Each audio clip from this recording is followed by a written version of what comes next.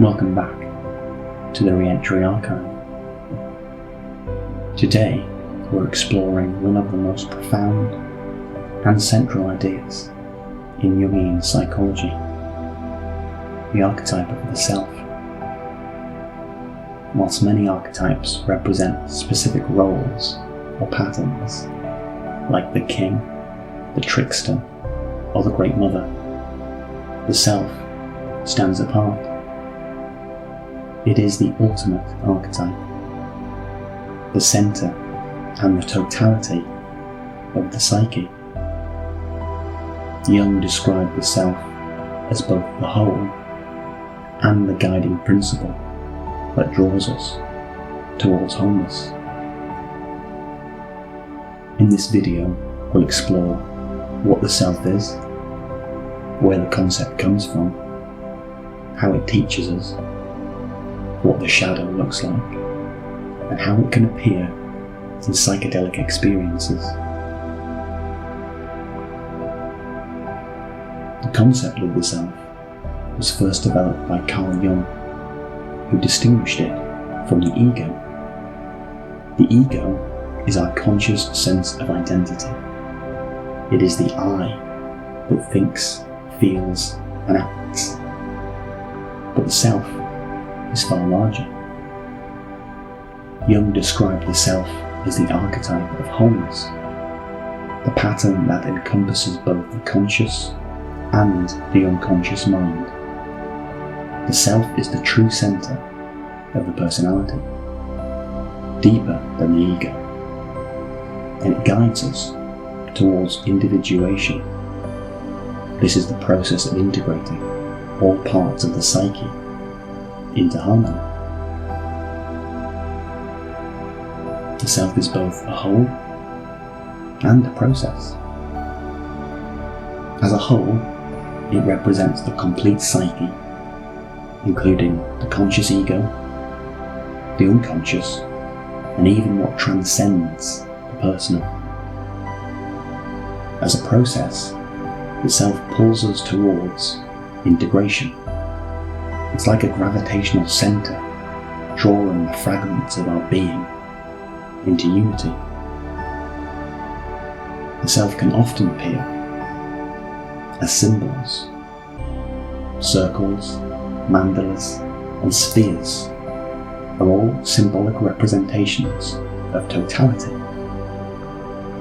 The self can also be seen in sacred centres like temples, holy mountains, and world trees, and again in figures of divinity: Christ, Buddha, Krishna, or other gods embodying wholeness. The self can also be seen in mythic heroes who complete the journey by uniting opposite forces.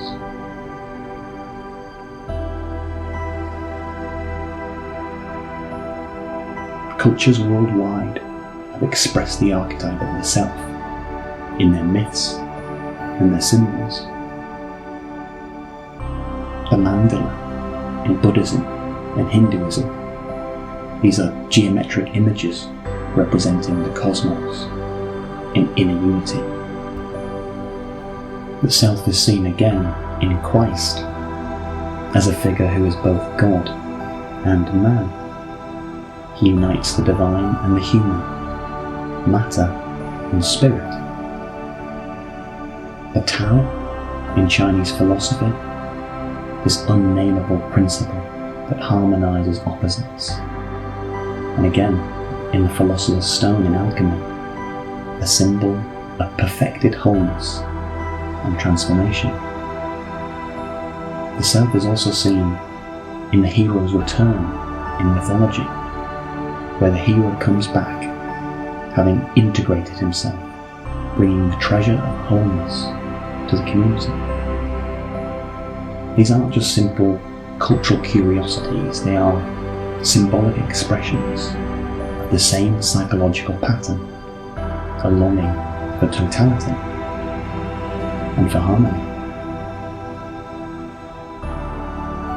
So, what does the archetype of the self teach us? It teaches us to strive for wholeness over fragmentation. The self calls us to embrace all parts of who we are, not just the ego's preferred image. It teaches us to integrate opposites.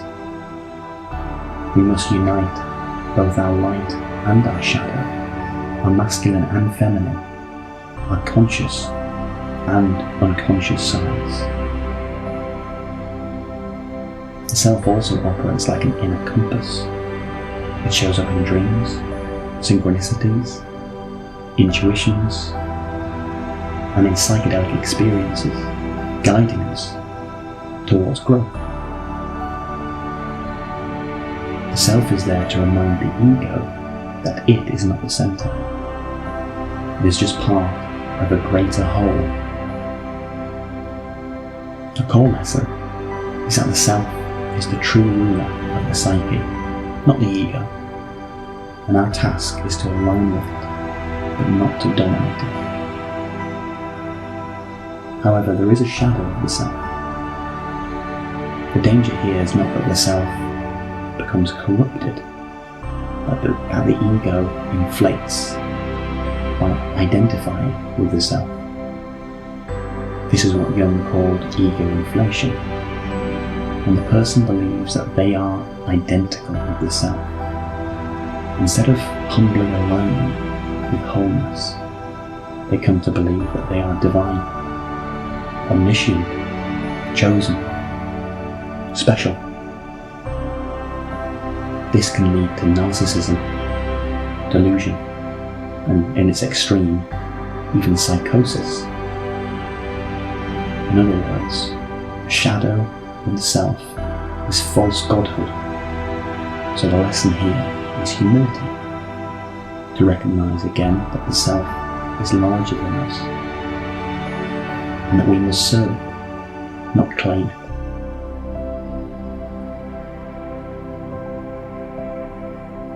The archetype of the self often appears vividly in psychedelic experiences. Many people come to describe mandalas or fractal structures at the heart of their visions. These symbolize unity and wholeness. Also encounters with divine beings or presences that feel like the ultimate center of reality. These can be encounters with a symbolic form of the self. The self can also show up as a sense of dissolution into oneness, where the boundaries of the ego dissolve and come to unite with all things. This can be blissful, a feeling of cosmic harmony. However, at other times it can be terrifying, especially if the ego resists dissolution. The self may also appear as a guiding presence, gently nudging someone towards healing or integration. Or, if the ego inflation arises, the trip may confront the person with their own arrogance, forcing humility. In this way, psychedelics can help magnify the archetype of the self, showing us both the beauty of wholeness and the dangers of mistaking ourselves for it.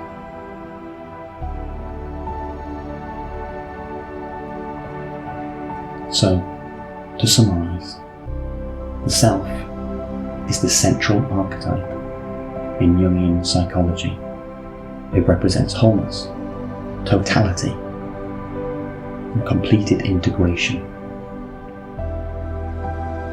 It appears in symbols like mandalas, sacred centers, divine figures, and in the hero's journey. Its lessons are about integration, humility, and alignment with something greater than the ego. The shadow of the self is in ego inflation. This is the danger of believing that we are, in fact, the self.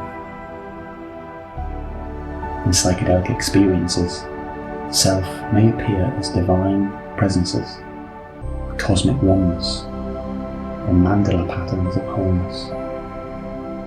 They aim to guide us towards integration, or perhaps to humble us if we resist.